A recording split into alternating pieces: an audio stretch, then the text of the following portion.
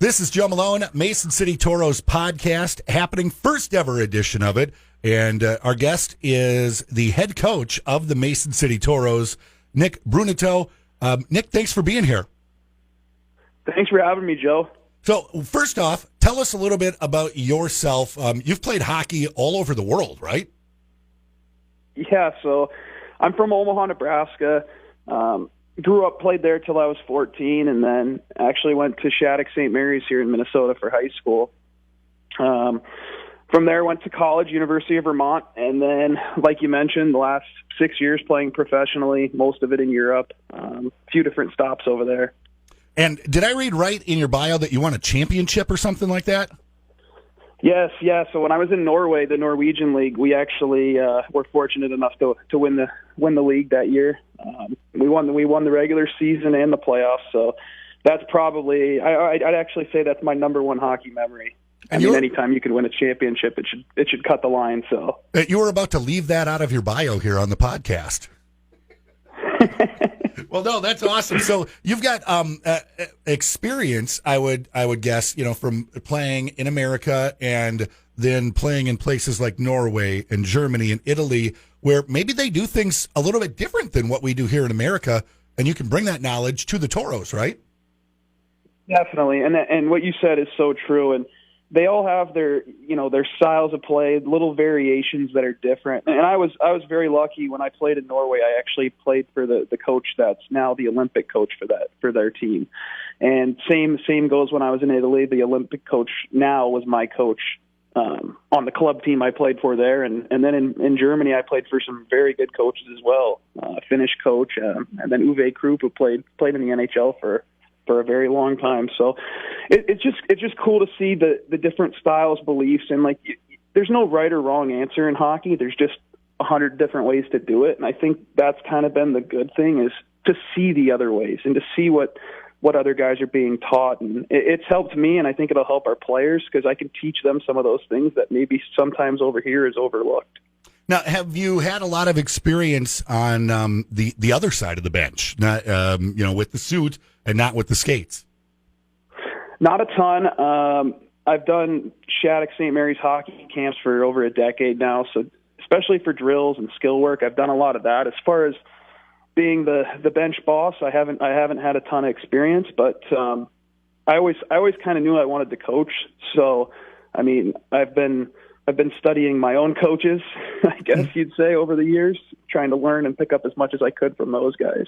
Now, tell me, who else is on your staff? So we have Marquise Cotton, and then obviously we have, Todd Sandin and Kevin Murdoch will be helping out as well. But Marquise is from Washington, D.C., played hockey. He'll be a great asset for us with our forwards. He loves to watch film, so I think he'll be a guy that our forwards can kind of lean on throughout the year, and really all of our players. But our forwards are going to benefit from him, I think a lot. So that he's a great addition to our staff.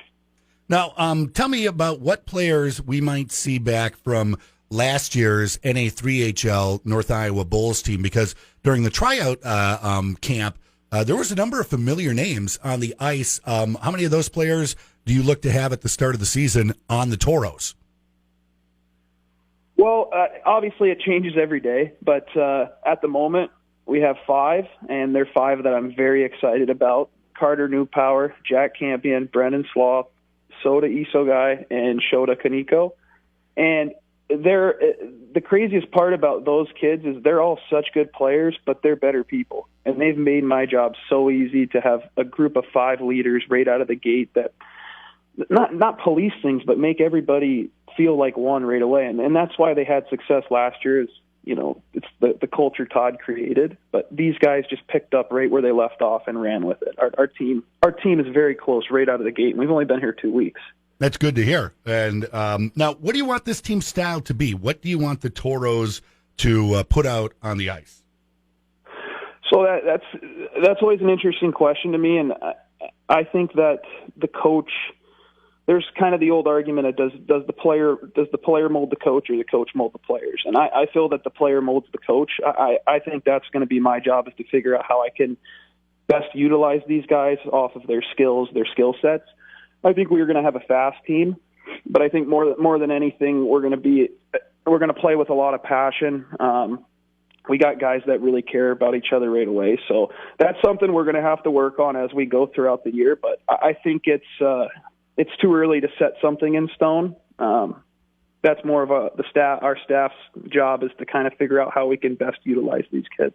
Okay. Now, what's it like coming into a spot, the NA3HL division, the spot formerly held by the North Iowa Bulls, who are now in the NAHL, that has seen so much success? Does that come with pressure, or what? Or does it come with like hey, there's already a tradition of winning, let's just keep it going? Yeah, there's definitely pressure, and to be honest, like I enjoy that. I found those pressure moments are why you want to coach. They're the same reasons why you want to play. And if you don't have that pressure, it almost feels a little bit empty. So obviously, the success this team has had and what Todd has built here has been. It's actually astonishing how successful they've been over the years. So that's going to be our job, is to match that, keep that going, not take anything away from what's already in place here, but just try and aid and add different things. Now, what should people expect from the Mason City Toros this season? Well, I hope lots of wins, but I think our guys are great. They're going to be good players. They're going to play very hard. They're going to care about one another. And as far as off the ice goes, they're going to be good community members. They're going to lead not just on the ice, but off the ice in the community. And I think that's something that's very important and something that this city has had over the past years. And I think that leads to success on the ice as well. So we're going to get out and get around the community. I think the boys have karaoke night tonight, so Yep. We're pretty fired up about that. And then obviously we got the game on Sunday. So first preseason game against Wausau. It'll be at I believe 1:30. I should have probably checked before I did this. Oh, I got it. I got it in my phone. My phone is about 70% hockey on my calendar. So yes, 1:30 on Sunday the 19th is the first exhibition game for the Mason City Toros. Now, you mentioned the boys will be at the North Iowa Youth Center 5 to 7 tonight, Tuesday the 14th, as we're taping this podcast and doing karaoke and signing autographs and all that. Do you have a go-to karaoke song? Oh, geez. I used to do Don't Stop Believin' in college, but that's just because I knew the words.